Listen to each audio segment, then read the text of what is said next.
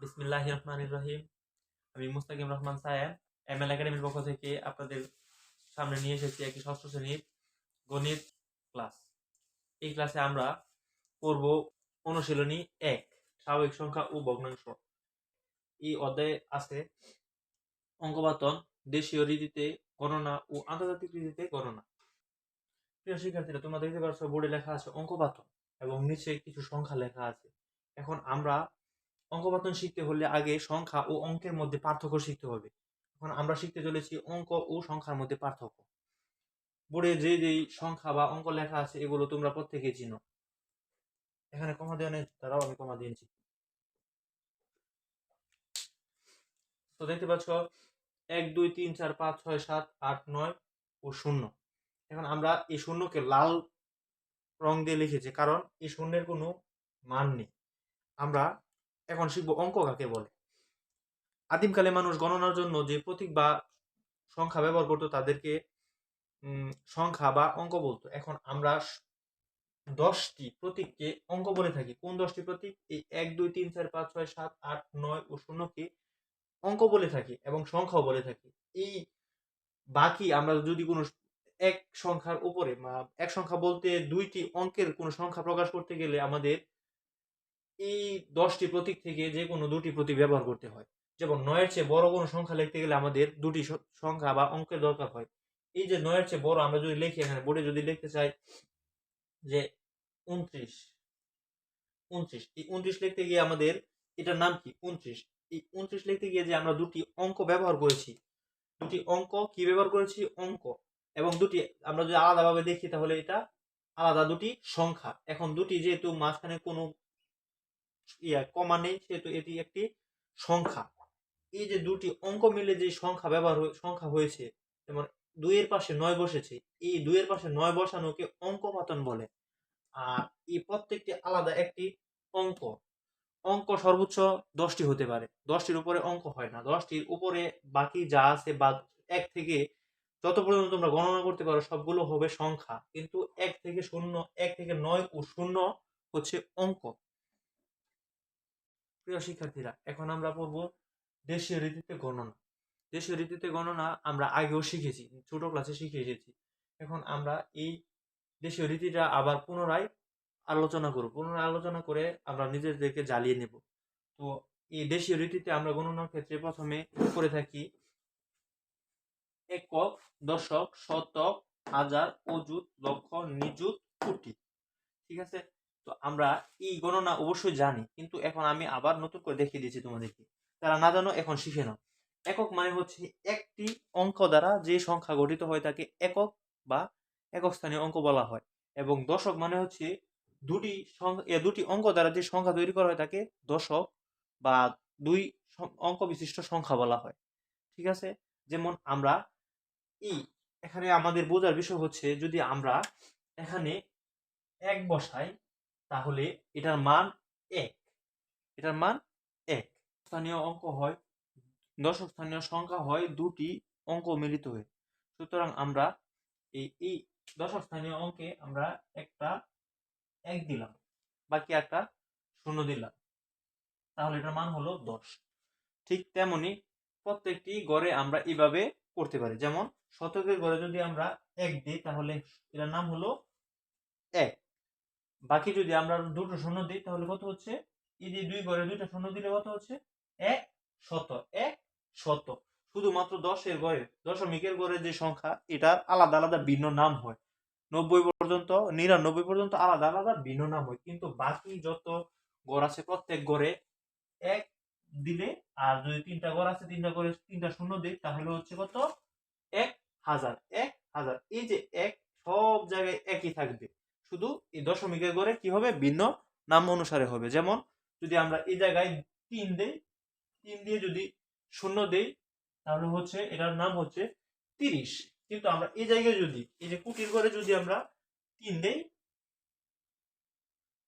3 দিয়ে যদি প্রত্যেক ঘরে একটা করে 0 দেই তাহলে কি হচ্ছে? এটা 3 কোটি, 3 কোটি। যেমন এই জায়গায় 3 এর মান 1 এর হচ্ছে, কিন্তু সাথে আমরা কি পাচ্ছি?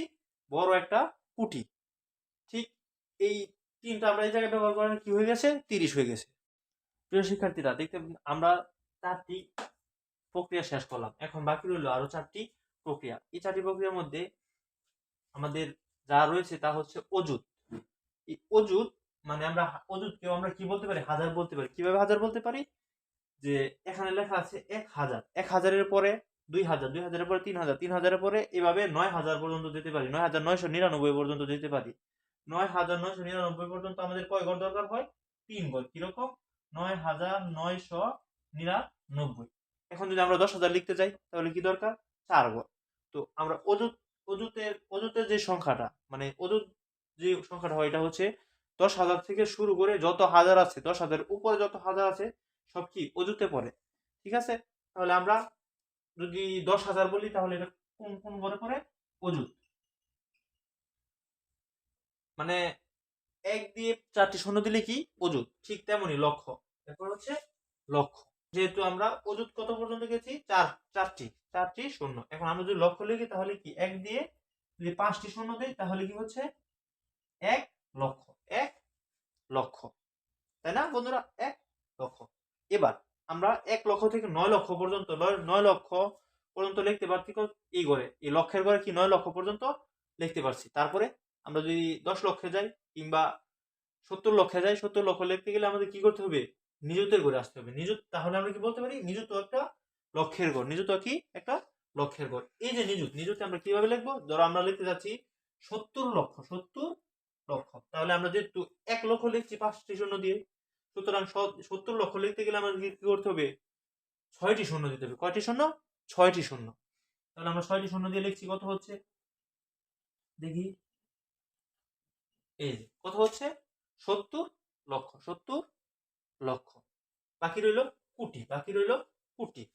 এবার কোটি, কোটিতে আসছি আমরা। কোটিতে যদি আমরা কোটি লিখতে চাই বন্ধুরা, কোটি লিখতে গেলে আমাদের কয়টি দিতে হবে? আমরা যেহেতু নিজেতে কয়টি শূন্য দিয়েছি?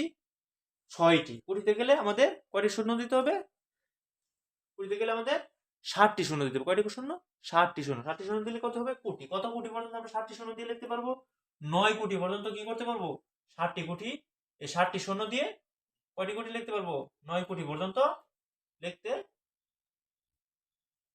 পারবো। 9 কোটি পর্যন্ত লিখতে পারবো।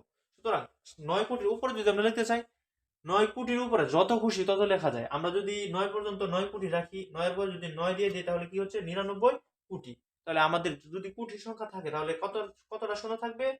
60টি শূন্য। 60টি শূন্যর ডান পাশে, সরি ডান পাশে না, 60টি শূন্যের বাম পাশে আমরা যা বসাবো তত কোটি, এটা কি তত কোটি হয়ে যাবে। তোমরা দেশীয় রীতি খুব সুন্দরভাবে বুঝতে পেরেছো। যদি তোমরা কেউ বুঝে না থাকো তাহলে আমাকে কমেন্ট করে জানাবে, আমি অন্য কোনো সিস্টেমে বুঝিয়ে দেব। এখন আমরা পড়বো আন্তর্জাতিক রীতি। তো শিক্ষার্থীরা, এখন আমরা আন্তর্জাতিক রীতি অনুশীলন করব। আন্তর্জাতিক রীতিতে আমরা দেখতে পাচ্ছি কি কি আছে? একক, একক, দশক, শতক, হাজার, মিলিয়ন, বিলিয়ন। এই 4টা জিনিস আমাদের পরিচিত লাগছে। কেন? কারণ আমরা দেশীয় রীতিতে আগেও পড়েছি বা আবার একটু আগেও পড়েছি। একক, দশক, শতক, হাজার, মিলিয়ন, বিলিয়ন। এখন আমরা এই আন্তর্জাতিক রীতিতে গণনা শিখব। যদিও আমাদের দেশে এটি কাজে লাগে না, তবে এটা আমাদের জেনে রাখা খুবই প্রয়োজন। উচ্চশিক্ষিত হওয়ার জন্য এটি খুবই প্রয়োজনীয় একটি চার্ট। তো এখন আমরা শুরু করছি। একক, দশক, শতক তো তোমাদের দেখিয়ে দিয়েছি আগে। এখন এই আন্তর্জাতিক রীতিতে হাজারটা অন্যরকম, আর একটু ভিন্ন। কিরকম? যে আন্তর্জাতিক রীতিতে হাজারের জন্য তিনটি গড় বরাদ্দ। আমরা আগে জেনেছিলাম দেশীয় রীতিতে হাজারের জন্য 2টি গড় ছিল। কি? হাজার এবং অযুত, হাজার এবং অযুত। এখন আমাদের এই আন্তর্জাতিক রীতিতে 3টি গড়, 3টি গড়ের কোনো আলাদা কোনো ভিন্ন কোনো নাম নেই। 3টি গড়ের নামই কি? হাজার। ঠিক তেমনি মিলিয়ন, মিলিয়নের ক্ষেত্রেও কি 3টি গড়, 3টি সংখ্যা এক লিখলাম। কি লিখলাম? 3টি এক। বাকি 3টা গড়ের জন্য কি দিচ্ছি? 3টা শূন্য, 3টা শূন্য। তাহলে আমরা এই সংখ্যাটাকে কি বলবো? তাহলে আমরা এই সংখ্যাটার নাম কি বা কিভাবে গণনা করে বলবো? ঠিক আছে, আমরা বলতে পারি 111,000, 111,000। ঠিক আছে। এখন আমরা কি করবো? মিলিয়নে কয়টা এক আছে? 3টা এক। এবং হাজারে কয়টা এক আছে? এই 3টা, সরি 3টা একের জন্য কি করবো? 3টা শূন্য দিব। কয়টা শূন্য দিব? 3টা শূন্য দিব। এই যে 3টা শূন্য দিলাম। হাজার, হাজারে করে কয়টা এক আছে? 3টা এক আছে। 3টা একের জন্য কি দিব? 3টা শূন্য দিব। বাকি শতকের ঘরে একটা এক আছে, দশকের ঘরে একটা এক, এবং এককের ঘরে একটা এক। এই 3টা একের জন্য কি করে দিব? 3টা শূন্য দিব। এই হচ্ছে বিলিয়ন। ক্লাসটি ভালো লেগে থাকলে আমাদের ক্লাসটিতে লাইক করে দিবেন এবং গণিত বইয়ের অন্য কোনো চ্যাপ্টারে ক্লাস প্রয়োজন হলে আমাদের চ্যানেলটি সাবস্ক্রাইব করে রাখুন। এমনকি অন্য সব বইয়েরও আমরা ক্লাস আপলোড করে থাকবো।